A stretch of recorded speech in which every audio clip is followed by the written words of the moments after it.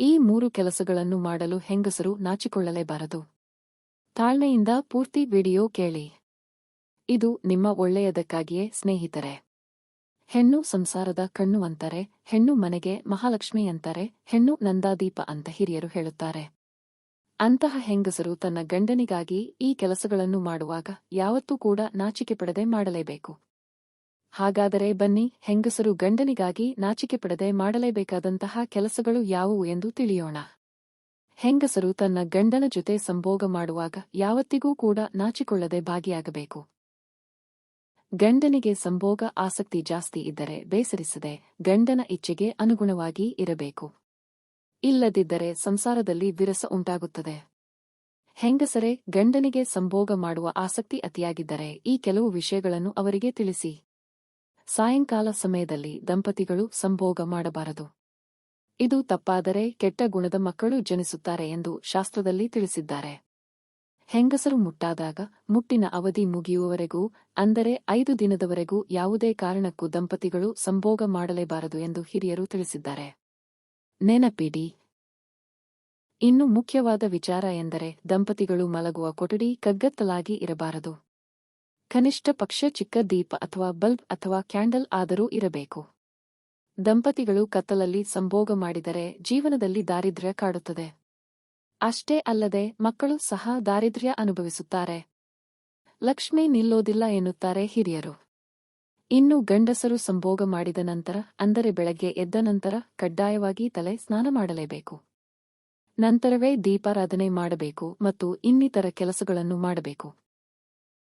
ಆದರೆ ಹೆಂಗಸರು ಕೈ, ಕಾಲು, ಮುಖ ತೊಳೆದು ಮನೆಯ ಕೆಲಸಗಳನ್ನು ಮಾಡಬಹುದು ಹಾಗೂ ಹೆಗಲು ಸ್ನಾನ, ಅಂದರೆ ಮೈ ಸ್ನಾನ ಮಾಡಿ ದೀಪಾರಾಧನೆ ಮಾಡಬಹುದು.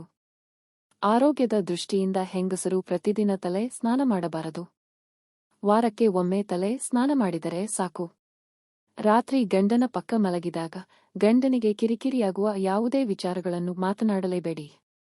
ಯಾವುದೇ ಸಾಲದ ವಿಷಯಗಳು, ಮಕ್ಕಳ ಅಥವಾ ಇನ್ಯಾವುದೇ ಬೇಸರ ಅಥವಾ ಕೋಪ ತರುವ ವಿಚಾರ ಬೇಡವೇ ಬೇಡ. ಗಂಡನ ಬಳಿ ನಗುತ್ತಾ ಮಾತನಾಡುತ್ತಾ ಮಲಗುವುದು ಒಳ್ಳೆಯದು. ಏಕೆಂದರೆ ಮಲಗುವ ಮುನ್ನ ದುಃಖ ಅಥವಾ ಕೋಪದ ವಿಚಾರಗಳನ್ನು ಮಾತನಾಡುವುದು ನಿಮ್ಮ ಸುಖ ಜೀವನದ ಮೇಲೆ ಕೆಟ್ಟ ಪರಿಣಾಮ ಬೀರುತ್ತದೆ. ಸ್ನೇಹಿತರೆ, ಗಂಡ ಹೆಂಡತಿಗಾಗಿ ಕಷ್ಟಪಟ್ಟು ದುಡಿದು ಸಂಸಾರವನ್ನು ನಿಭಾಯಿಸುತ್ತಾನೆ. ಅವನ ಆಸೆಯಂತೆ ಹೆಂಗಸರು ನಡೆದುಕೊಳ್ಳಬೇಕು. ಪತಿ ಸಂಭೋಗದ ವಿಷಯದಲ್ಲಿ ಯಾವ ರೀತಿ ಆಸೆಪಡುತ್ತಾನೋ ಆ ರೀತಿಯಲ್ಲೇ ಹೆಂಗಸರು ಸಂಭೋಗ ಕ್ರಿಯೆಯಲ್ಲಿ ಭಾಗಿಯಾಗಬೇಕು. ಇದರಿಂದ ಗಂಡನಿಗೆ ಹೆಂಡತಿಯ ಮೇಲೆ ಇನ್ನಷ್ಟು ಪ್ರೀತಿ ಹೆಚ್ಚಾಗುತ್ತದೆ. ಇನ್ನು ಹೆಂಡತಿಯಾದವಳು ತನ್ನ ಗಂಡನ ಸುಖದಲ್ಲಷ್ಟೇ ಅಲ್ಲ, ಅವನ ಕಷ್ಟದಲ್ಲೂ ಕೂಡ ಭಾಗಿಯಾಗಬೇಕು. ಪ್ರತಿಯೊಬ್ಬ ಹೆಣ್ಣಿಗೆ ಗಂಡನಿಲ್ಲದೆ ಪ್ರಪಂಚವಿಲ್ಲ. ಗಂಡನೇ ಹೆಂಡತಿಗೆ ಮತ್ತು ಮಕ್ಕಳಿಗೆ ಸರ್ವಸ್ವ ಆಗಿರುತ್ತಾನೆ. ಹೆಂಡತಿ ಎಷ್ಟೇ ದುಡಿದರೂ ಗಂಡನ ಸಂಪಾದನೆ ಸೇರಿದಾಗ ಮಾತ್ರ ಅದರ ತೂಕ ಮತ್ತು ಬೆಲೆ ಹೆಚ್ಚಾಗುತ್ತದೆ. ಗಂಡನ ಶ್ರಮ ಮತ್ತು ದುಡಿಮೆಗೆ ಅಷ್ಟು ಬೆಲೆ ಇದೆ. ಆದ್ದರಿಂದ ಗಂಡನ ಪ್ರತಿಯೊಂದು ಕಷ್ಟದಲ್ಲೂ ಪತ್ನಿಯಾದವಳು ಭಾಗಿಯಾಗಬೇಕು. ಇಲ್ಲವಾದರೆ ಸಂಸಾರ ನಡೆಸುವುದು ಕಷ್ಟವಾಗುತ್ತದೆ. ಗಂಡ ಹೆಂಡತಿಯ ನಡುವೆ ಜಗಳವಾದಾಗ ಹೆಂಡತಿಯಾದವಳು ಕ್ಷಮೆ ಕೇಳಲು ಮುಂದಾಗಬೇಕು. ಏಕೆಂದರೆ ಗಂಡಸರಿಗೆ ಅಹಂ ಜಾಸ್ತಿ. ಜಗಳ ಮುಂದುವರೆದರೆ ಮನೆಯ ಮನಸ್ಥಿತಿ ಹದಗೆಡುತ್ತದೆ. ಅದರ ಪರಿಣಾಮ ಮಕ್ಕಳ ಮತ್ತು ಮನೆಯ ಸದಸ್ಯರ ಮೇಲೆ ಬೀರುತ್ತದೆ. ಆದ್ದರಿಂದ ನೀವೇ ಕ್ಷಮೆ ಕೇಳುವುದು ಉತ್ತಮ. ಇದರಿಂದ ನೀವು ದೊಡ್ಡವರಾಗುತ್ತೀರೇ ಹೊರತು ಸಣ್ಣವರಾಗುವುದಿಲ್ಲ. ಇನ್ನೊಂದು ವಿಷಯ, ಗಂಡನು ಹೊರಗಿನ ಟೆನ್ಷನ್ ಅಥವಾ ವರ್ಕ್ ಪ್ರೆಷರ್ನಿಂದ ಕೆಲವೊಮ್ಮೆ ಸಿಟ್ಟಿನಿಂದ ಮಾತಾಡಬಹುದು. ಆದರೆ ಹೆಂಡತಿಯಾದವಳು ಅದನ್ನು ಅರ್ಥ ಮಾಡಿಕೊಂಡು ಗಂಡನ ಬಳಿ ನಾಚಿಕೆ ಇಲ್ಲದೆ ಕ್ಷಮೆ ಕೇಳಬೇಕು. ಇದು ಸಂಸಾರದ ಒಳಿತಿಗಾಗಿ. ಹೆಣ್ಣೇ ಸಂಸಾರದ ಕಣ್ಣು ಎಂಬುದನ್ನು ಮರೆಯದಿರಿ ಸ್ನೇಹಿತರೆ. ಈ ಮಾಹಿತಿ ನಿಮಗೆ ಇಷ್ಟವಾದರೆ ದಯವಿಟ್ಟು ಲೈಕ್ ಮಾಡೋದನ್ನು ಮರೆಯಬೇಡಿ.